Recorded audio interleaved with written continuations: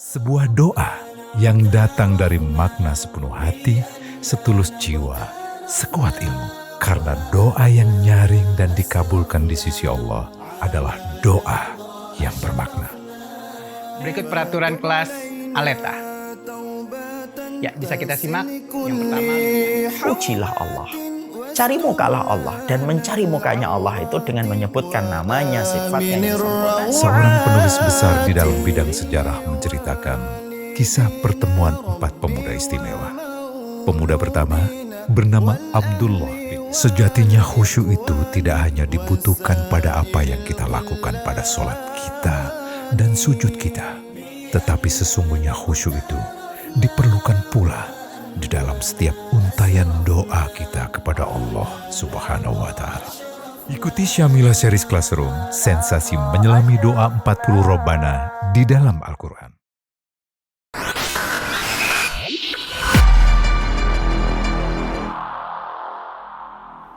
Innal hamdalillah wassalatu wassalamu ala Rasulillah wa ala alihi wa sahbihi wa man tabi'ahum bi ihsan ila yaumil qiyamah. Keluarga besar Islam Madinah yang semoga senantiasa diberkahi setiap perkumpulannya, perjumpaannya dan komunitasnya, dan semoga senantiasa diberikan kekuatan dalam setiap langkah kebaikan, dan masing-masing para pengurusnya tak terkecuali Abu Muhammad dan Ummu Muhammad semoga senantiasa diberikan keberkahan dalam setiap urusan kebaikan dalam hidupnya.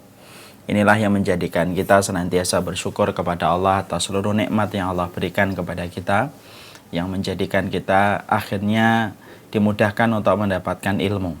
Tidak ada pemberian yang paling terindah, anugerah yang Allah berikan dalam kehidupan manusia, kecuali anugerah ketika kita diberikan ilmu pada kehidupan kita selaku hambanya. Karena dengan ilmu kita mampu membedakan mana jalan ke surga dan mana jalan ke neraka. Dan ilmu merupakan petunjuk dalam kehidupan kita, imam dalam setiap langkah kehidupan kita, dan ilmu bagaikan tongkat bagi si buta yang bisa menjaga kita dari berbagai macam kerusakan dan berbagai macam penyimpangan di dalam kehidupan kita.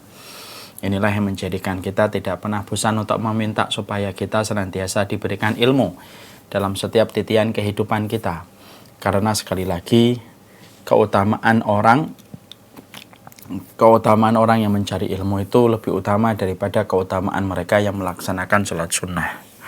Makanya Imam Syafi'i mengatakan thalabul ilmi afdalu min sholatin nafilah. Sesungguhnya ketika kita menuntut ilmu, keutamaannya lebih utama daripada keutamaan kita melaksanakan sholat sunnah.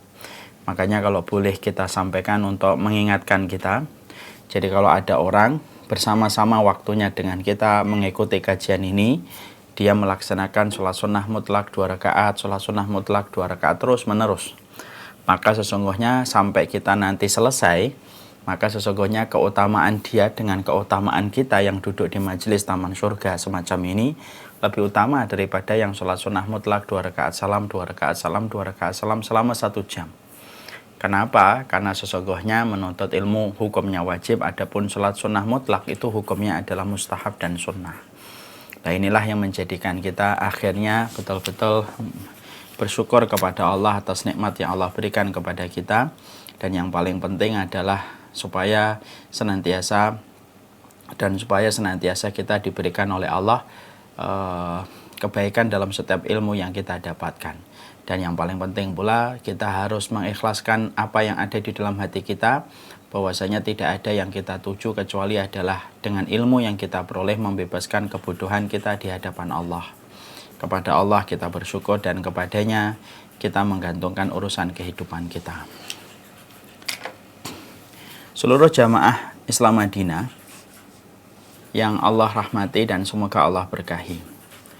Kita tentunya paham betul bahwasanya manusia tidak pernah mampu untuk lari dari kematian. Karena Allah itu menempatkan kematian itu posisinya selalu 1 langkah lebih depan daripada pelarian manusia dari kematian itu sendiri. Manusia ini banyak sekali yang mereka tidak memahami. Berapapun kuatnya mereka berlari dan kabur dari kematian, maka kematian itu tidak akan mengejar kita. Karena Allah tidak pernah ciptakan kematian mengejar manusia. Tetapi sesungguhnya kematian itu diletakkan posisinya 1 langkah lebih depan daripada manusia. Inilah yang menjadikan akhirnya kita memahami ketika kematian itu selalu ditempatkan posisinya satu langkah lebih depan daripada kita. Manusia itu dari kematian terbagi menjadi dua. Ada manusia yang mereka itu mencari kehidupan di balik kesempitan hidup dan mereka membenci kematian. Karena mereka menyangka bahwasanya kematian di balik gundukan tanah, maka yang tersisa adalah tulang belulang yang akan diuraikan oleh cacing-cacing tanah dan tidak berwujud lagi fisiknya. Mereka benci kematian, mereka maksimalkan kehidupan mereka di dunia dengan berbagai macam kemaksiatan. Karena mereka adalah orang yang mencari kehidupan di balik kesempitan hidup. Dan itulah banyak orang yang hari ini terjangkiti dengan penyakit-penyakit semacam ini. Bahwasanya kehidupan mereka tidak terkoneksi dengan kehidupan setelah kematian. Ini yang pertama. Ada kelompok yang kedua, yaitu adalah kelompok manusia yang mereka mencari kehidupan di balik kematian. Inilah sejatinya orang yang beriman. Orang yang beriman itu adalah mereka yang mengimani. Di balik kehidupan itu, di balik kematian itu ada kehidupan. Makanya orang yang beriman takut pada kematian, iya. Tapi mereka tidak benci pada kematian. Karena benci dan takut sesuatu yang berbeda. Ada orang yang benci pada kematian. Ketika mereka menyangka kematian itu menghentikan laju kebahagiaan dia di dunia. Tapi orang yang beriman itu tidak pernah benci pada kematian. Orang yang beriman itu takut pada kematian ketika dia mengingat dosanya, betul. Tetapi mereka adalah orang yang mengimani. Di balik gundukan tanah, di balik kematian itu ada kehidupan. Dan inilah yang menjadikan kita akhirnya mengetahui. Ketika kita termasuk dan kita ingin termasuk sebagai orang yang kedua, kita ingin sekali menjadi orang yang mencari kehidupan di balik kematian. Inilah yang menjadikan kita harus paham. Kehidupan di balik kematian itu dimulai dengan ilmu yang harus kita pelajari. Karena layaknya perjalanan dimanapun kita berada, perjalanan itu harus diawali dengan ilmu pada tujuan yang akan kita datangi. Maka sama ketika kita menjadi kaum yang ingin mengimani ada kehidupan di balik gundukan tanah, di situ ada kehidupan yang panjang yang tidak ada finishnya. Inilah yang menjadikan kita harus mengkaji ilmunya. Supaya kita tidak menjadi orang yang shock ketika berada pada alam yang berbeda dengan alam kita hari ini. Dan inilah yang menjadikan kita membahas kitab. Bagaimana kita membahas apa yang disampaikan oleh Imam Al-Qurtubi pada kitab ini. Karena kitab ini akan menyampaikan kepada kita satu persatu perkara yang bisa menjadi pegangan kepada kita dan bisa menjadi petunjuk kepada kita. Supaya kita berlaku, bertindak, dan berkata sesuai dengan perkara yang bisa menjadi investasi untuk kita di balik kematian kita. Karena sekali lagi kita paham, di balik kematian itu ada kehidupan, dan itulah sejatinya kehidupan yang ingin kita dapatkan. Kehidupan yang tidak ada kesedihan, kehidupan yang tidak ada kepedihan, tidak ada penyesalan dan kekecewaan, yaitu kehidupan orang yang mereka selalu rajin menanam pada kehidupan di dunia dan mereka akhirnya panen dalam kehidupan mereka di akhirat. Semoga kita termasuk orang-orang yang tidak pernah bosan untuk menanam semua kebaikan kita, supaya kita layaknya petani yang panen dengan panen terbaik yang kita dapatkan dari Allah Subhanahu wa taala di balik kematian kita. Kemarin kita telah membahas tentang tafsir surat Ibrahim ayat yang ke-27. Dan kita juga sudah pernah membahas bagaimana perkara-perkara yang menyelamatkan kita dari alam kubur. Ya. Sekarang mari kita buka yaitu halaman ke-308. Salah satu di antara perkara yang kita harus paham, salah satu perkara yang kita harus mengerti adalah sesungguhnya ketika seseorang itu berada di alam barzah, ada salah satu fakta yang kita harus ketahui ketika seseorang itu berada di alam barzah. Apa fakta yang harus kita ketahui tentang seseorang ketika mereka berada pada alam barzah? Yaitu adalah sesungguhnya masing-masing penduduk di alam barzah itu akan diperlihatkan surga dan neraka sesuai dengan tingkat perbuatan yang dia lakukan ketika di dalam kehidupan di dunia. Kalau orang itu melakukan amalan penduduk neraka sampai matinya, maka tidak ada yang dia perlihatkan, maka tidak ada screen yang diperlihatkan Allah kepadanya kecuali adalah neraka, supaya menjadi tambahan-tambahan beban.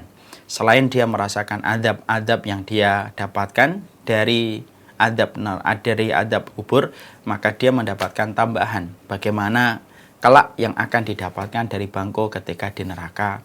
ketika Allah memperlihatkan kepadanya di alam barzah sesuai dengan amal perbuatan dia ketika di dunia. Kalau dia itu kemudian menjadi penghuni surga, kalau dia melakukan amalan penduduk surga, maka Allah akan memperlihatkan kepadanya surga. Allah perlihatkan kepadanya surga sesuai dengan tingkat amal yang dia lakukan pada kehidupan di dunia. Pada waktu dia melihat surga itulah tergambar rasa rindunya kepada surga dan tergambar rasa tenangnya. Karena dia akan mengetahui akhir perjalanannya akan menuju kepada sebuah tempat yang diperlihatkan oleh Allah kepadanya ketika di alam barzah, yaitu adalah ketika dia akan berada di surga. Inilah salah satu di antara perkara yang kita harus paham. Mungkin ada yang bertanya, Ustadz, kenapa surga dan neraka itu diperlihatkan kepada penghuni alam barzah? Ya. Pertama, maka jawabannya adalah diperlihatkan karena memang mereka belum ditegakkan keadilan di dalam hisabnya, di dalam pengadilan Allah. Maka Allah belum menghisabnya, Allah baru memberikan ujian di dalam kubur. Maka Allah perlihatkan itu sebagai gambaran saja secara umum. Yang kedua, supaya menjadi tambahan kenikmatan dan bisa menjadi tambahan beban. Bagi mereka yang melakukan amalan-amalan penduduk surga, maka itu menjadi sebuah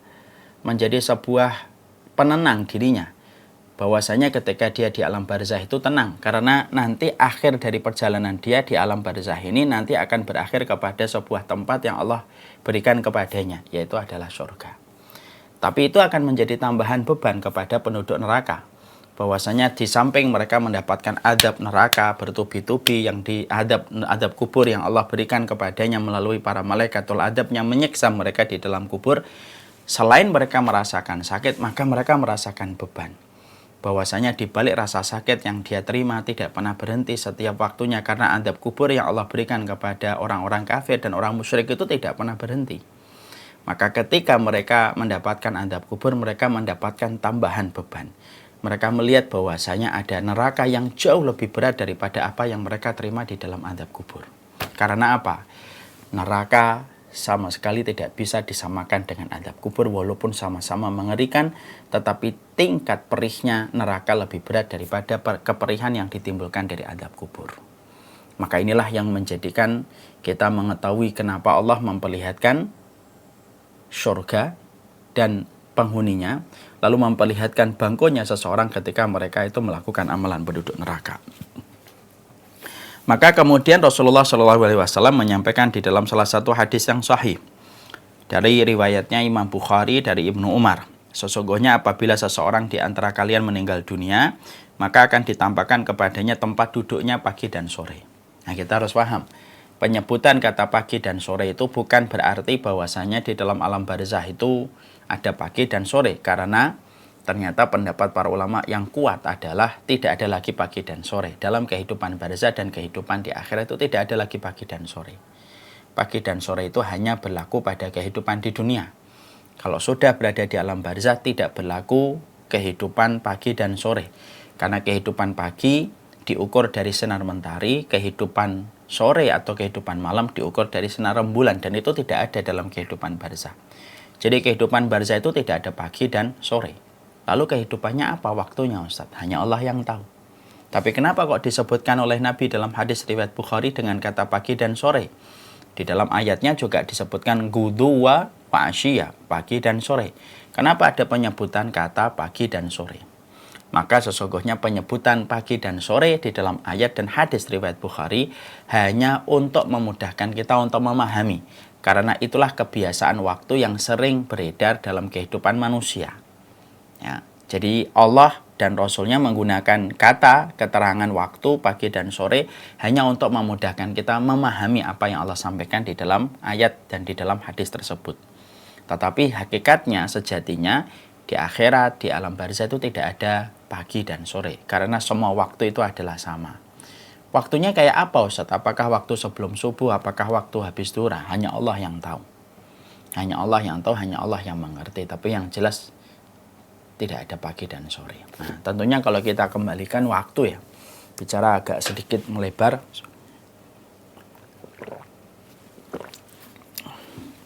Maka sesungguhnya waktu itu 24 jam yang Allah berikan dalam kehidupan kita tentunya tidak memiliki keutamaan yang sama antara satu waktu dengan waktu. Makanya tingkatan khusyuknya waktu yang kita rasakan itu kan beda-beda. Waktu yang paling utama dalam 24 jam yaitu adalah sebelum subuh, sepertiga malam yang terakhir, itu waktu yang sangat Allah cintai. Makanya itulah waktu kita untuk menyadarkan diri kita terkoneksi langsung dengan Allah. Ketika yang lain terlelap dalam tidur, bangun, duduk, renungkanlah posisi kita di hadapan Allah dan fikirkanlah dosa-dosa dan kemaksiatan yang telah kita lakukan dan kita kerjakan. Ini sebelum subuh. Kemudian waktu yang Allah cintai pula habis subuh. Makanya kenapa subuh itu terasa tenang, menyejukkan, menenangkan, udaranya juga segar. Kalau bagi orang yang tidak memiliki ilmu, maka dijawab kenapa udaranya segar? Karena belum ada asap-asap mobil yang keluar dari rumah. Betul juga, tapi bukan itu. Kenapa udara pagi itu selalu sejuk untuk dihirup, selalu sejuk untuk dirasakan? Karena sesungguhnya kita harus paham, udara pagi begitu sejuk karena belum bercampur dengan udara orang munafik yang belum bangun dari sholat subuhnya. Kemudian waktu setelah itu yang Allah cintai sholat duha. Waktu duha itu waktu yang Allah cintai. Kemudian lompat ke waktu asar. Nah, itulah waktu-waktu yang Allah cintai. Nah, adapun waktu di akhirat tidak ada keterangan. Dia itu sebagaimana waktu yang mana? Apakah waktu kayak sepertiga malam? Ataukah waktu habis subuh? Ataukah waktu habis asar? Hanya Allah yang mengetahui jawaban dari pertanyaan itu. Maka kemudian di sini kita kembali, seseorang itu kalau meninggal dunia maka akan diperlihatkan tempat duduknya di pagi dan sore. Jadi tidak setiap waktu. Dia akan kemudian pagi, dia akan melihat, sore kemudian akan melihatnya kembali. Jadi tidak setiap waktu. Dan itu untuk memupuk rasa ketenangan-ketenangan yang akan dia peroleh dan dia akan dapatkan. Sama gini, gambarannya begini. Kadang-kadang kalau kita sedang mudik menuju ke rumah kita di kampung-kampung yang jauh dari Jakarta, dari Bekasi. Biasanya dalam perjalanan mudik itu kita menemukan berbagai macam ujian. Macet yang luar biasa, kemudian berjam-jam, harus berlomba-lomba dengan ratusan ribu orang yang juga ikut mudik, dengan berbagai macam konsekuensi yang kita harus bayar. Kalaupun kita ke bandara, biasanya juga antrinya luar biasa, pesawatnya penuh, antrian kita di bandara juga panjang, kita berada pada kondisi harap-harap cemas kalau kita ketinggalan pesawat dan lain sebagainya. Itulah yang selalu dirasakan orang ketika mudik. Tapi kenapa orang itu tetap ingin mudik? Ya karena mereka membayangkan betapa enaknya dan nikmatnya berkumpul dengan keluarga setelah 1 tahun mereka bekerja dan mereka tidak punya kesempatan untuk bercengkrama dengan keluarga dekatnya. Biasanya yang dilakukan untuk memberikan dan mengusir rasa bosan dalam perjalanan itu apa? Biasanya kita akan mutar video kita ketika kita di rumah, mutar video kita atau ngeliatin foto keluarga kita. Karena dengan melihat itu akan memberikan kekuatan supaya kita bisa melewati berbagai macam kesulitan yang kita hadapi di jalan dalam perjalanan mudik. Itu analoginya kayak gitu. Makanya kemudian Allah itu pengen sekali memberikan ketenangan kepada para penduduk surga ketika mereka melakukan amalan penduduk surga itu ditenangkan. Bagaimanapun mereka berada di alam barzah. Alam yang berbeda dengan alam yang dulu mereka hidup di dalam kehidupan mereka di dunia. Maka Allah memberikan ketenangan. Ketenangannya adalah ini loh tempatmu di surga. Akhirnya apa? Dia merasakan tenang. Nanti sering melihat kembali di surga. Dan pemandangan yang paling indah itu ya pemandangan di surga. Tidak ada yang mampu mengalahkan pemandangan ketika seseorang melihat bangkunya berada di surga. Nah, kemarin kita kan sempat dihebohkan ya dengan sebuah pemandangan adanya gunung yang kelihatan dari Kebayoran. Apakah itu video, apakah itu foto benar atau tidak, saya nggak ngerti. Tapi ketika kita ngelihat foto itu nampak itu tenang, tak nampak itu nikmat melihatnya. Pemandangannya itu masya Allah. Pemandangannya itu masya Allah. Kalaulah melihat gunung, kalaulah melihat mungkin pemandangan di Hawaii atau melihat di Lombok, banyak pemandangan yang membuat kita takjub ketika kita ngelihat video ataupun ketika kita melihat foto. Ketika dipotret sama orang yang pandai mengambil angle ketika dia foto, maka fotonya itu membangkitkan rasa kerinduan kepada tempat itu walaupun belum pernah datang. Itu baru konteks apa yang menjadi di dunia, dari pemandangan di dunia, apalagi di akhirat. Makanya kemudian Allah perlihatkan itu supaya memberikan ketenangan. Maka kemudian kalau dia tergolong ahli surga, maka ditampakkan kepadanya tempat duduk dari ahli surga. Jadi Allah melihatkan, ini loh kaplingmu kamu di sini. Ini kaplingmu kamu di sini. Maka kayak sama ya, kita mau masuk rumah gitu ya, mau beli rumah gitu di sebuah developer yang baru membangun, nanti ditunjukkan, nanti Bapak tempatnya di sini nih, yang di sini. Menghadapnya langsung ke sungai Pak, langsung ke pemandangan. Nah itu membuat kita tuh Masya Allah. Jadi akhirnya pengen cepat, kapan Pak dibangun Pak? Kalau bisa secepatnya, jangan lama-lama.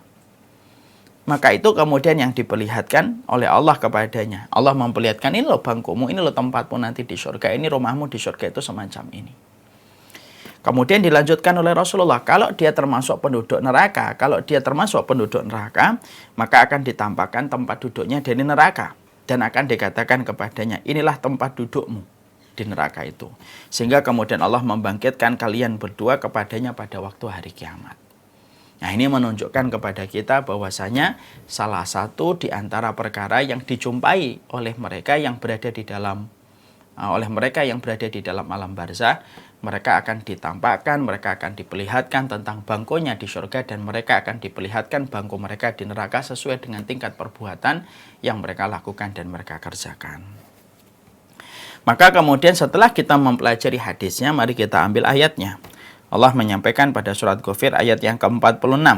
An-naru yu'raduna 'alaiha ghuduwa wa 'ashiyya. Neraka itu diperlihatkan kepada Fir'aun di waktu pagi dan sore untuk menambah bebannya Fir'aun atas tingkatan penderitaan adab yang dirasakan oleh Fir'aun ketika di alam barzah, belum lagi nanti kehidupan di neraka ketika dia akan dapatkan ketika dia mengakui bahwasanya dirinya itu adalah Tuhan yang paling tinggi. Yang kita harus pahami ya, Allah itu menyebut nama Fir'aun. Nama Fir'aun itu nama gelar. Nama Fir'aun itu nama gelar, bukan nama asli. Kan nama aslinya Ramses. Kenapa Allah menyebutnya Fir'aun? Nah ini ada sebuah pelajaran yang kita harus pahami. Allah itu menyebut kata Fir'aun dan tidak menyebut nama aslinya untuk menunjukkan bahwasanya karakter-karakter Fir'aun itu bisa jadi di setiap zaman dan setiap waktu itu ada. Dan ini menjadi sebuah perenungan untuk siapapun, termasuk kita semuanya. Bahwasanya kemudian kita harus paham, kenapa Fir'aun itu sampai diperlihatkan kepadanya bangku di neraka, sampai Allah khususkan pengabaran tentang Fir'aun ini di dalam surat Ghafir. Walaupun yang diperlihatkan neraka bukan hanya Fir'aun, tetapi memang maksud dari surat Ghafir ayat yang ke-7 ini, yang ke-46 ini memang adalah Fir'aun. Walaupun memang maknanya nanti umum kepada siapapun, untuk menggambarkan kepada kita bahwasanya salah satu di antara mereka yang mendapatkan adab berat itu di neraka adalah Fir'aun dan orang-orang yang berkarakter sebagaimana Fir'aun. Karena Fir'aun itu tidak disebut oleh Allah dari nama aslinya, tapi disebut dari gelarnya. Karena gelar orang yang menguasai Mesir pada saat itu disebut dengan Fir'aun. Dan ini menjadi sebuah peringatan. Karena apa? Terkadang sejarah itu hanyalah perulangan dari satu peristiwa, hanya dengan waktu dan tempat yang berbeda tetapi dengan tema yang sama. Ya, maka Allah kemudian memperlihatkan kepadanya an-naru yu'raduna 'alaiha ghuduwa wa 'ashiyya. Allah memperlihatkan itu neraka kepada Fir'aun itu di waktu pagi dan sore.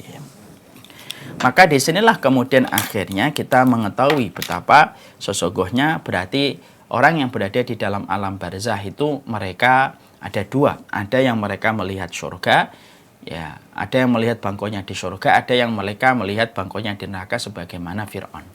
Makanya ada satu doa yang sering diucapkan oleh Abu Hurairah.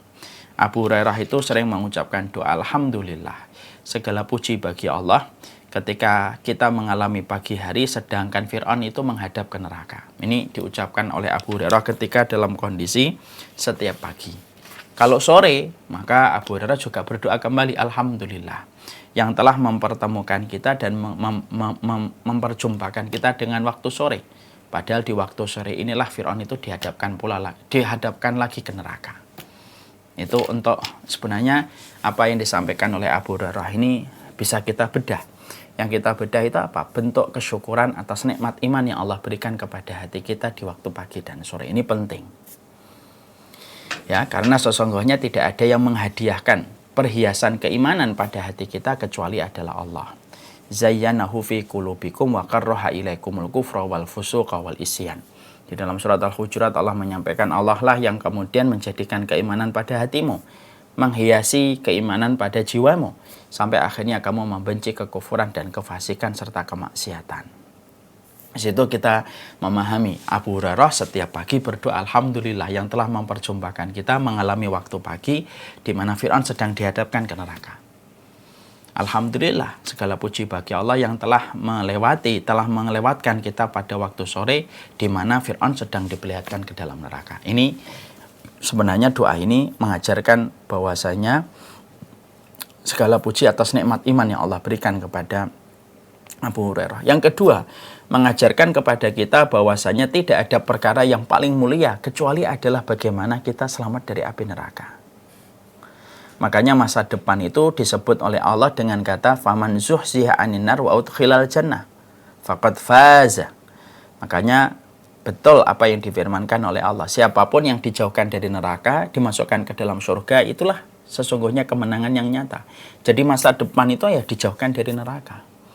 Dan Abu Hurairah mengucapkan itu supaya menanamkan kepada hatinya tidak ada kemuliaan masa depan bagi kehidupan kita selaku manusia sampai kita dijauhkan dari neraka dan dimasukkan ke dalam surga. Tidak sebagaimana nasib tragis yang dihadapi oleh Fir'aun ketika dia menghadap ke dalam neraka pagi dan sore. Dan kita juga harus paham ya Bapak dan Ibu ya. Sebenarnya Fir'aun itu di dalam hatinya mengimani apa yang disabdakan dan apa yang diserukan oleh Nabi Musa.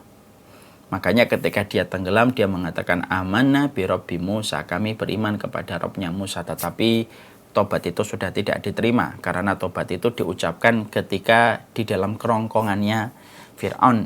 Dan sesungguhnya tobat tidak diterima dalam dua kondisi, ketika nyawa di kerongkongan dan kemudian ketika matahari terbit dari arah barat. Disitulah yang menjadi sebuah renungan untuk kita. Kalau Fir'aun itu memang mengimani Musa, kenapa dia tidak langsung mengucapkan keimanan dia di awal-awal ketika Nabi Musa sudah memperlihatkan satu persatu mukjizat? Kesombongan, jabatan, kekuasaan itu merupakan perkara-perkara yang sangat cepat untuk menjadikan manusia mementahkan kebenaran walaupun dia tahu apa yang dia tolak itu adalah kebenaran. Jadi disinilah kita belajar Bapak dan Ibu. Kebenaran itu sebenarnya adalah mudah difahami. Kalau ada orang yang hari ini tidak memahami kebenaran, itu bukan karena dia tidak paham. Sebenarnya hatinya paham. Tapi dia membiarkan penyakit-penyakit yang tumbuh sampai penyakit itulah yang menjadikan hatinya menolak kebenaran. Memahami kebenaran itu gampang. Karena apa? Karena kebenaran turun dari Allah yang maha berilmu dan Allah paling tahu bagaimana menjelaskan kebenaran kepada manusia. Itu kecil bagi Allah. Pada dasarnya setiap manusia itu punya tools yang apabila dia pergunakan itu akan memudahkan dia untuk memahami kebenaran. Saya ambilkan sebuah analogi sederhana, kias. Pernah nggak kita dulu ketika waktu kuliah atau ketika sekolah SMA atau saya di pondok, ada guru kita yang pinter banget kalau nerangin. Saking dia kalau sudah nerangin, materi yang berat itu jadi gampang untuk dicerna. Materi fisika mungkin atau materi faraid atau materi usul fikih yang tergolong materi-materi dan pelajaran berat ya. Itu akhirnya karena ada yang menyampaikannya pintar, akhirnya menjadi mudah untuk difahami, gampang untuk dimengerti. Kalaulah ada guru, kalaulah ada ustadz di pondok dan guru di SMA ataupun dosen di tempat kuliah, karena dia pintar, akhirnya dia mudah menjelaskan satu materi yang berat, menjadi mudah difahami.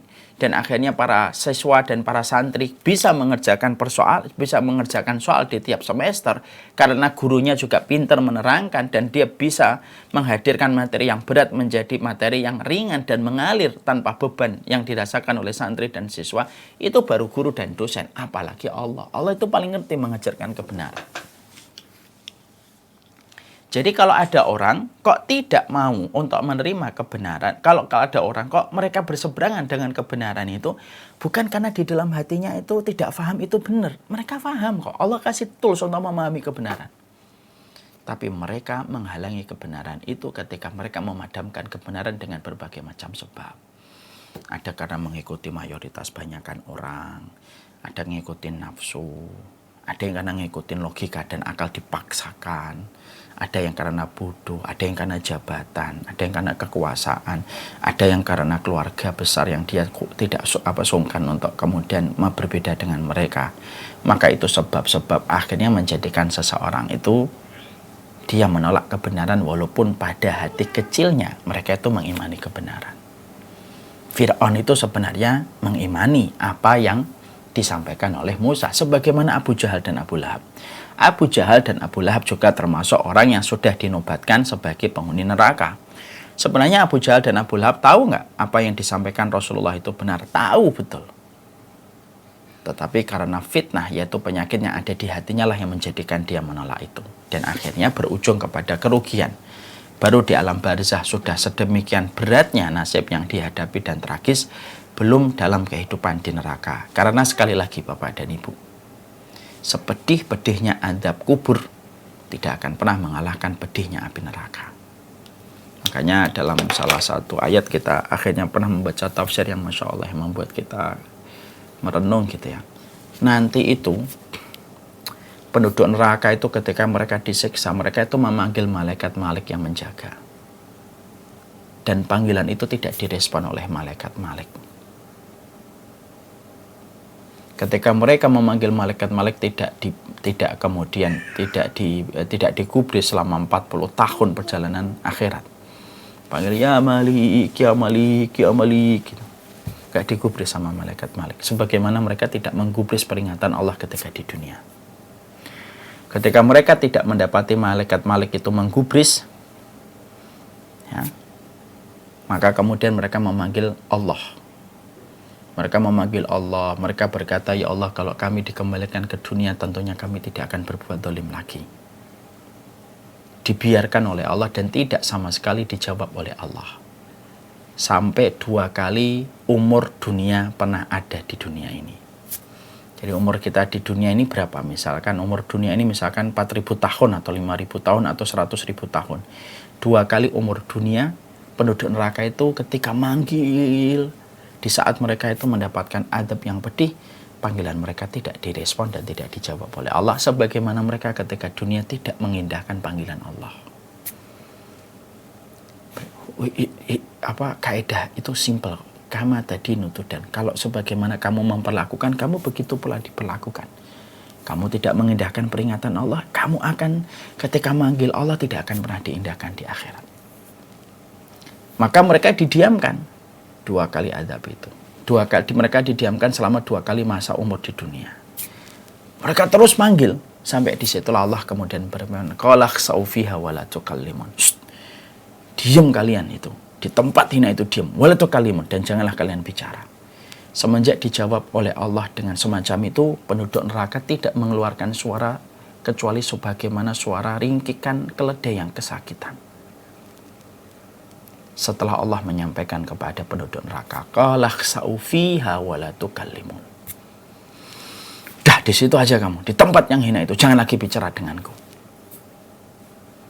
Nah, ini menunjukkan kepada kita sebuah perenungan. Inilah sejatinya kehidupan kita. Inilah yang menjadikan kita harusnya memahami betul, ya, bahwasanya semua akan dibayar sesuai dengan perbuatan yang kita lahirkan pada kehidupan kita. Maka kemudian ada orang yang mereka itu akan melihat sebagaimana penduduk surga akan melihat surga, dan itu kenikmatan. Melihat kenikmatan surga itu kan kenikmatan. Merasakan hawanya, dia merasakan hawanya surga. Dan dia belum masuk surga. Kok belum bisa masuk surga, Ustaz? Ya iya, belum bisa masuk surga. Kenapa belum bisa masuk surga, Ustaz? Karena karena kemudian orang-orang ini belum mendapatkan hisab. Dan kita memang nanti masuk surga setelah Rasulullah memasuki surga dengan ruh dan jasad. Baru diperlihatkan surga untuk memberikan ketenangan saja. Ya kan? Apa yang sudah kita lihat itu kan memberikan ketenangan. Berapa banyak bapak-bapak dan ibu calon orang tua kalau melihat hasil USG anaknya sudah ada hidungnya di sini, mulutnya begini, matanya begini, itu kan sudah senang banget. Oh, anaknya laki-laki karena ada monasnya, anaknya perempuan karena ada lubang buayanya, itu kan begitu. Itu orang tuanya sudah senang. Nah, itulah gambarannya semacam itu.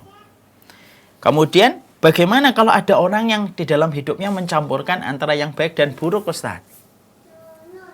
Terus yang diperlihatkan gimana? Karena kan kita sudah pernah mempelajari adab kubur itu kan ada yang kekal terus, ada yang terus menerus, yaitu sebagaimana orang-orang kafir itu kan terus diadab kubur dan mereka tidak berhenti. Berhentinya kapan? Orang itu diadab di dalam kubur. Berhentinya ketika antara dua tiupan sangkakala malaikat. Jadi orang-orang kafir, orang-orang musyrik dan orang munafik ketika mereka sudah mati di dalam kubur, mereka terus-menerus mendapatkan adab kubur dan tidak berhenti. Berhentinya itu adalah di antara dua tiupan sangkakala yang ditiup oleh malaikat Israfil. Pada saat itulah mereka istirahat. Pada saat itu mereka istirahat. Padahal kita sudah paham ya, di antara dua tiupan sangkakala, tiupan yang pertama mematikan seluruh makhluk yang ada di atas muka bumi ini, termasuk malaikat yang mengadab para penduduk neraka pun dimatikan. Makanya istirahat sejenak orang-orang kafir dan orang musyrik dari adab kubur. Karena apa? Malaikatnya pun mati. Karena kemudian yang disisakan oleh malaikat itu dalam tiupan sangkakala yang pertama, masih ada yang disisakan dalam beberapa perkataan para ulama, yaitu adalah malaikat Israfil sendiri, malaikat Jibril, dan malaikat maut. Yang lainnya mati. Sampai kemudian akhirnya ditiupkan sangkakala yang kedua ketika malaikat Israfil dimatikan oleh Allah, malaikat Jibril, malaikat maut, dan yang tersisa wayabqa wajhu rabbika dzil jalali wal ikram. Yang tersisa itu wajahnya Allah. Antara tiupan sangkakala yang pertama dengan tiupan sangkakala yang kedua itu terbentang jarak 40. 40 apa Ustaz? Hanya Allah yang tahu. Karena Abu Hurairah pernah ditanya. Ketika Abu Hurairah berkata, "Ma baina nafkhataini arbaun." Di antara dua tiupan sangkakala itu ada 40. 40 apa wahai Abu Hurairah? 40 tahun fa'aba. Maka Abu Hurairah diam, tidak berkomentar. 40 syahron, arbauna syahron, 40 bulan, maka Abu Hurairah diam, tidak merespon. 40 pekan, arbauna usbu'an, maka kemudian Abu Hurairah tidak merespon. 40 hari, Abu Hurairah diam. Dari diamnya Abu Hurairah, para ulama mengatakan 40. Adapun secara khusus 40 apa, hanya Allah yang tahu. Kemudian ditiupkan sangkakala yang kedua. Pada saat di antara dua tiupan sangkakala itulah penduduk neraka, penduduk adab, penduduk alam barzah yang mendapatkan adab kubur yang kekal, mereka itu istirahat sejenak. Baru nanti kemudian dibangkitkan pada tiupan sangkakala yang kedua, mereka bangkit kembali, mengalami rasa takut yang kembali dan mengalami kengerian yang luar biasa. Masya Allah. Itu kan penduduk yang mereka itu diadab terus-terusan.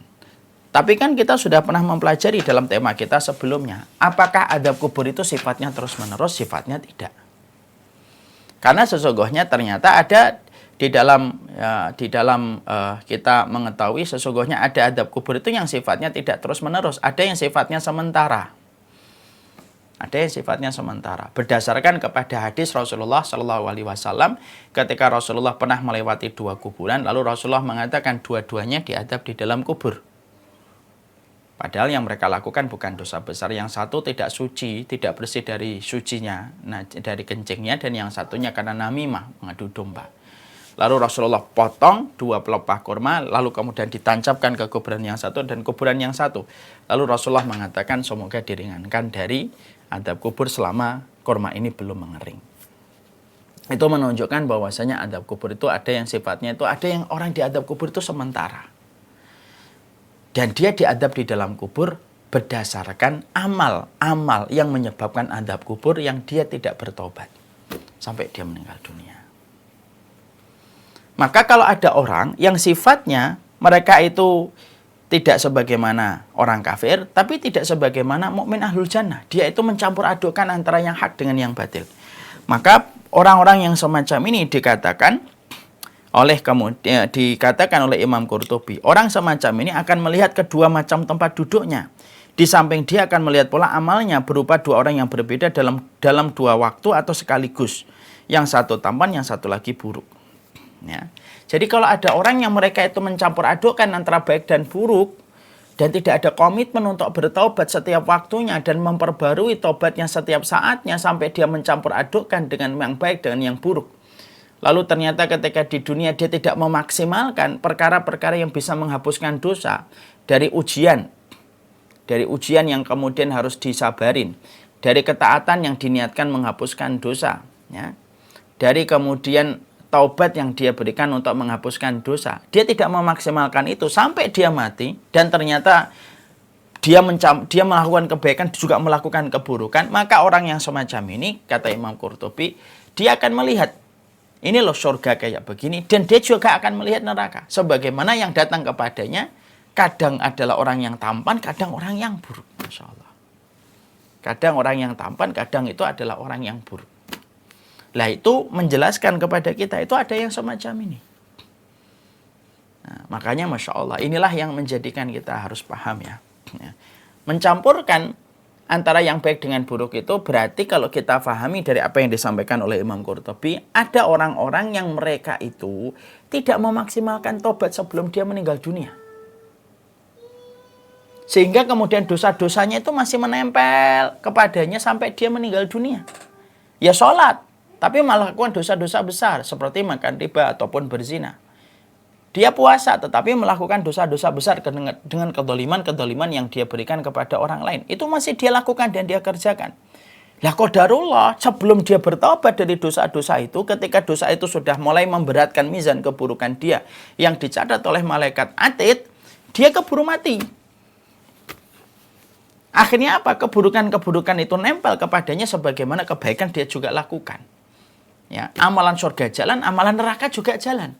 Orang semacam ini dikatakan oleh Imam Qurtubi, dia akan melihat tempat surga sebagaimana dia akan melihat neraka. Yang datang kepadanya orang yang tampan atau orang yang mempesona cantik, atau yang datang kepadanya orang yang buruk dan jelek. Terkadang datangnya berbeda, kadangnya datangnya bersamaan. Nah, itu kemudian menunjukkan kepada kita ada yang semacam ini. Berarti dari penjelasan dari Imam Qurtubi, disinilah kita paham. Oh, berarti penting banget ya. Kita ini berusaha betul bagaimana. Dosa itu memang kita melakukannya. Siapa sih manusia yang tidak melakukan dosa? Tapi yang terpenting adalah memastikan kita menjadi orang yang paling banyak beristighfar dan bertobat setiap waktu dan setiap saatnya. Ini ada sebuah nasihat baik untuk saya sendiri dan kepada kita semuanya. Janganlah kita memejamkan mata setiap kita tidur kecuali memastikan kita telah meminta ampunan kepada Allah dari dosa kita kepadanya dan dosa kita kepada sesama manusia. Kalau ini sudah dibiasakan, maka ini akan menjadi sebuah latihan yang baik. Ya. Mengulang-ulang taubat dan istighfar itu lebih baik daripada orang menahan diri dengan taubat lalu mengakhir-akhirkan taubat. Daripada nanti kita termasuk orang yang bercampur aduk antara baik dan buruk gara-gara kita tidak pandai bertobat kepada Allah. Dan sekali lagi kita harus paham. Sering mengulang-ulang tobat, memperbarui tobat, merefresh tobat, itu jauh lebih baik daripada orang yang mereka itu tobatnya sekian lama baru bertobat. Yang lebih parah lagi orang yang tidak pernah merasa berdosa. Nah, itu lebih parah. Makanya kemudian lebih baik kita ngulang-ulang tobat. Itu lebih disenangi oleh Allah. Daripada kemudian orang yang tobat hari ini nanti ketika Ramadan baru tobat. Terlalu lama gitu. Setiap waktu kita bertobat setiap waktu dan setiap saatnya itu jauh lebih baik. Makanya kan kita nggak merasa tersentuh dengan sebuah hadis Rasulullah ketika Nabi Shallallahu Alaihi Wasallam itu berkata, ada seorang hambaku berbuat dosa lalu meminta ampunan kepadaku karena tahu aku adalah Zat yang Maha Pengampun. Aku ampuni dosanya. Karena dia mengimani aku adalah Zat yang pengampun. Lalu dia berbuat dosa kembali, kata Rasulullah. Bertobat kembali. Allah kembali berfirman, hambaku ini berbuat dosa, bertobat, berbuat dosa, bertobat. Karena tahu aku adalah mengampuni dosa, aku ampuni lagi dosanya dia. Berbuat dosa lagi, bertobat lagi. Allah berfirman kembali, hambaku ini berdosa, bertobat, berdosa, bertobat, berdosa, bertobat. Karena mengimani aku adalah Zat yang Maha Pengampun, aku ampuni lagi dosanya. Berbuat dosa lagi. Bertobat kembali, maka Allah berfirman, i'malu ma syi'tum fa inni qad ghafartu lakum. Berbuat apa saja, silahkan. Tapi selama kamu bertobat sungguh-sungguh dan tidak meremehkan, selama itu pula aku akan pasti memaafkan. Allah itu tidak pernah mengatakan, tidak aku maafkan. Tidak. Selama kita tidak meremehkan dosa. Ada nggak orang yang melakukan dosa sama terus tiap waktu? Ada. Tapi tetap diampuni oleh Allah. Iya. Selama dia tidak meremehkan Allah. Karena ada orang yang melakukan dosa sudah menahan diri. Ada tipe orang yang melakukan dosa itu sederhana, ada dua. Ada orang yang melakukan dosa setelah menahan diri. Tapi gesekan dosa itu kuat banget. Hawa nafsunya itu dorong terus. Akhirnya dia jatuh melakukan dosa lagi.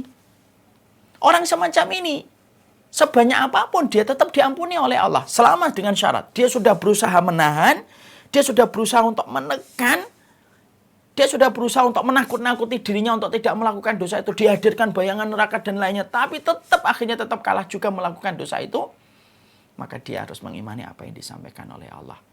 I'malu ma syi'tum fa inni qad ghafartu lakum. Berbuat apa saja yang kamu mau. Selama kamu bertobat dengan sungguh-sungguh maka aku ampuni. Ada orang yang melakukan dosa itu yang kedua. Karena meremehkan. Nah, ini beda. Ya. Ada orang yang berbuat dosa. Kok dosa lagi? Alah, Allah Maha Pengampun. Diremehin terus. Ini beda di sisi Allah. Kenapa? Meremehkan Allah itu sebuah dosa tambahan di balik dosa yang kita lakukan. Sudah dosa, meremehkan Allah lagi, berarti dua. Makanya perkara inilah yang menjadikan akhirnya kita memahami betul, Masya Allah ya. Inilah yang menjadikan kita mengerti. Ya. Bahwasanya kalaupun ada manusia yang melakukan 1000 dosa, maka Allah memiliki 1001 ampunan. Kalau engkau melakukan 100.000 kemaksiatan, maka Allah memiliki 100.001 kebaikan. Karena itu Allah itu selalu lebih banyak maghfirahnya daripada dosa yang dikumpulkan dan dilakukan manusia. Itulah sejatinya Allah. Maka inilah yang menjadikan kita paham. Apa bedanya Allah dengan makhluk? Apa bedanya Khalik dengan makhluk? Makhluk itu ketika kita berbuat baik kepadanya sepanjang hidup, lalu di akhir kita melakukan kesalahan, yang diingat oleh makhluk itu kesalahan itu dan melupakan 1000 kebaikan yang pernah kita lakukan. Berapa banyak perempuan dan laki-laki yang semacam itu? Melakukan banyak kebaikan, satu kesalahan ini menghapuskan jutaan kebaikan yang pernah dia dapatkan dari orang itu. Beda dengan Allah. Allah itu walaupun manusia itu melakukan 1000 dosa, tapi kemudian akhirnya dia melakukan satu kebaikan, maka Allah lupakan 1000 keburukan yang dia lakukan dan Allah ingat yang satu, yaitu ketika dia bertobat. Kenapa saya harus sampaikan ini? Karena kita diingatkan oleh Imam Qurtubi. Apa yang diingatkan oleh Imam Qurtubi? Ada orang yang mereka itu mencampurkan antara yang baik dan buruk. Akhirnya apa? Gambaran surga dan neraka diperlihatkan kepadanya. Bukankah itu beban kan? Ya Allah, nanti gimana ya saya ini ya? Ya Allah, ini gimana ya ini surga neraka? Ini kadang cakep, kadang buruk banget gitu. Yang baik itu amalan dia, ketaatan. Yang buruk itu juga dosa dia. Dia berimbang antara yang baik dengan yang buruk itu. Makanya kita minta supaya kemudian kita diberikan oleh Allah kebaikan kita lebih besar daripada keburukan kita. Karena apabila kebaikan kita lebih besar daripada keburukan kita, itu merupakan syarat untuk mendapatkan rahmatnya Allah. Untuk mendapatkan rahmatnya Allah. Ya. Maka inilah yang menjadikan kita diberikan pelajaran dari masalah hadis bahwasanya setiap orang akan diperlihatkan tempatnya di surga atau di neraka. Ada nggak orang yang mereka itu kebaikan dan keburukannya sama? Ada.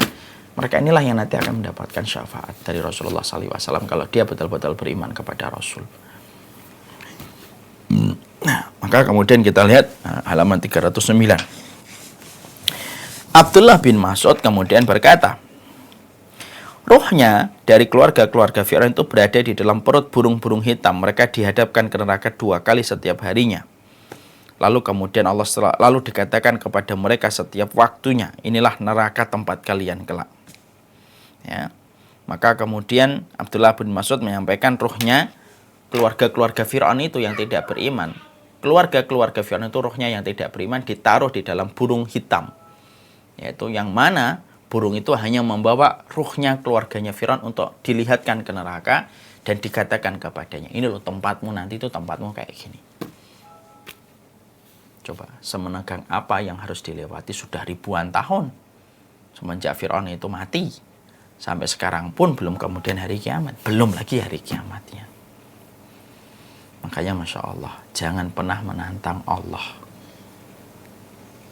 Kita tidak tahu konsekuensi apa yang harus dibayar ketika sudah menentang Allah. Makanya maksimalkan tempat-tempat yang bisa membersihkan dosa kita sebelum hari kematian itu didatangkan oleh Allah. Maka salah satu ulama itu mengatakan Allah itu memberikan kepada kita 4 sungai, 4 mata air untuk membersihkan kita dari dosa. Siapa yang mempergunakan 3 di dunia, maka tidak akan mendapatkan mata air neraka di akhirat. Karena yang terakhir itu di akhirat, yaitu neraka. Apa 3 mata air yang Allah kirimkan di dunia untuk tempat kita membersihkan dosa? 1, ketaatan. Niatkanlah ketaatan kita untuk menghapuskan keburukan. Kalau ngaji kayak sore ini, niatnya jangan hanya pingin belajar kitab at-tadhkirah, jangan. Niatkan pula supaya menghapuskan dosa-dosa kita di waktu dulu karena kebodohan kita. Sedekah niatnya menghapuskan dosa. Ya. Yang kedua, mata air yang menghapuskan dosa kita selain dari ketaatan, yang kedua apa? Yaitu adalah tobat yang betul kita berikan kepada Allah, memperbarui istighfar dan tobat setiap waktunya. Kemudian yang ketiga, mata air yang kita maksimalkan itu adalah ketika mata air itu adalah mata air musibah yang kita harus hadapi dengan kelapangan hati. Makanya Masya Allah, kalau kita mendapatkan musibah, maka itu merupakan bagian dari surat cintanya Allah kepada orang yang menderita dan mendapatkan musibah. Selama mereka memiliki 2 syarat, sabar dan selalu ihtisab dengan apa yang dia rasakan ketika mendapatkan titipan ujian dan musibah dalam hidupnya. Ya, ini pula yang kemudian kita harus pahami. Karena apa? Dalam kehidupan orang yang beriman itu tidak ada yang sia-sia. Apapun itu bisa berubah menjadi kebaikan. Orang kan sering berkata, sia-sia. Enggak ada yang sia-sia di hadapan Allah, itu enggak ada yang sia-sia. Selama ujung dari apa yang kita perbuat itu kepada Allah itu tidak ada yang sia-sia. Bagi kaum materialistik, sia-sia itu ada. Setiap apa yang dia perbuat tidak mendapatkan profit, ya sia-sia. Sia-sia itu hanya dikenal oleh kalangan materialistik dan liberalisme ataupun sekulerisme. Mereka mengenal konsep sia-sia. Orang yang beriman itu tidak ada yang sia-sia. Semuanya itu kalau ujungnya dibawa kepada Allah pasti menjadi kebaikan. Nah inilah yang menjadikan akhirnya kita memahami. Nah ini yang tadi saya sampaikan. Abu Hurairah itu ketika beliau waktu sore dan pagi, beliau selalu bersyukur kepada Allah karena kenikmatan berjumpa waktu dan pagi, dan kenikmatan itu bertambah karena kita mendapati waktu pagi dan sore kayak gini. Ini Allah sedang memperlihatkan neraka kepada Fir'aun dan keluarganya. Sebagaimana besok pagi Allah memperlihatkan neraka kepada Fir'aun dan keluarganya. Masya Allah. Inilah yang menjadikan kita akhirnya memahami betapa, Masya Allah, betapa pentingnya kita untuk memikirkan tempat duduk kita itu bagaimana. Makanya dalam satu riwayat juga dijelaskan, manusia itu pada dasarnya memiliki bangku di surga dan memiliki bangku di neraka. Tergantung bagaimana amal yang dia lakukan ketika hidup. Kalau dia terus melakukan ketaatan, maka dia menghapuskan satu persatu bangkunya di neraka. Dan yang kelihatan adalah bangkunya di surga, yang menjadi tempat duduknya nanti di sana. Tapi kalau ada manusia yang mereka melakukan amalan surga, melakukan amalan neraka terus, berarti dia melakukan amalan yang merusak bangkunya di surga, lalu dia akan memancarkan, lalu kemudian dia memilih bangkunya di neraka. Dan itu tergantung kepada kita. Hidup itu pilihan. Hidup itu pilihan. Ya, hidup itu pilihan. Ya tergantung kita memilihnya. Makanya kalau kita paham hidup itu pilihan, pastikan pilihan kita itu menunjukkan kedudukan dan posisi kita. Ikhtiyaru rajul dalilu unwanu aklihi. Pilihan seseorang itu menunjukkan kadar kualitas akal dia. Makanya jangan sampai kita mengatakan, walaupun kita bejat sekalipun jangan sampai mengatakan, halah neraka juga urusan saya sendiri. Bejat boleh, kalau memang susah dikasih tahu. Tapi meremehkan neraka itu bejat di atas kebejatan. Ya. Tenggelam dalam maksiat dan dosa itu merupakan salah satu di antara banyak orang yang melakukan. Tapi kalau meremehkan neraka itu kedurhakaan di atas kedurhakaan. Maka inilah yang menjadikan kita akhirnya memahami betul betapa perkara ini menjadikan kita mengerti. Setelah kita membahas tentang tempat duduk mayit diperlihatkan kepadanya sore dan pagi, kita bahas ruh syuhada dan ruhnya orang lain dan ruhnya yang lainnya. Apa yang kita bahas dalam ruhnya syuhada dan ruhnya orang-orang lain, insya Allah kita bahas pertemuan depan itu rohnya syuhada, bagaimana kedudukannya. Kemudian jenis-jenis mati syahid itu ada berapa, karena mati syahid itu ada 3. Kemudian kita akan bahas juga nanti di pertemuan berikutnya, apakah ta'un itu, apa bedanya ta'un dengan wabah. Apakah COVID ini wabah atau ta'un, karena penisbatan dari keduanya akan menunjukkan konsekuensi hukum yang berbeda.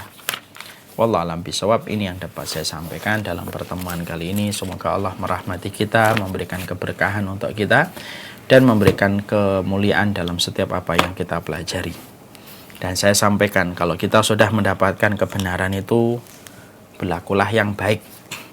Karena kebenaran itu harusnya tidak melunturkan kebaikan. Banyak orang yang merasa dirinya di atas kebenaran, tetapi justru kebaikannya hilang. Ya, komentarnya kejam, mukanya masam, sukanya menghujat, memvonis.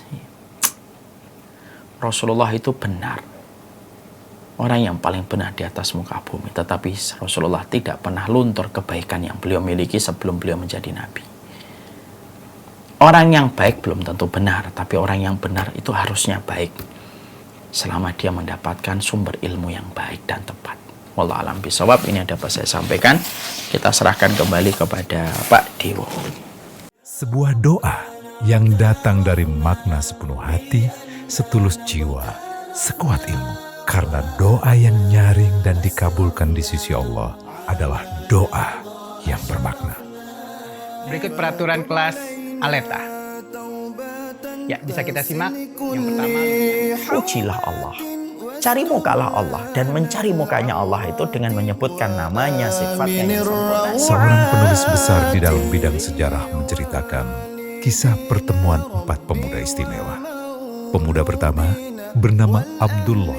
Sejatinya khusyuk itu tidak hanya dibutuhkan pada apa yang kita lakukan pada sholat kita dan sujud kita, tetapi sesungguhnya khusyuk itu diperlukan pula di dalam setiap untayan doa kita kepada Allah Subhanahu wa Ta'ala. Ikuti Syamila Series Classroom, sensasi menyelami doa 40 Robbana di dalam Al-Quran.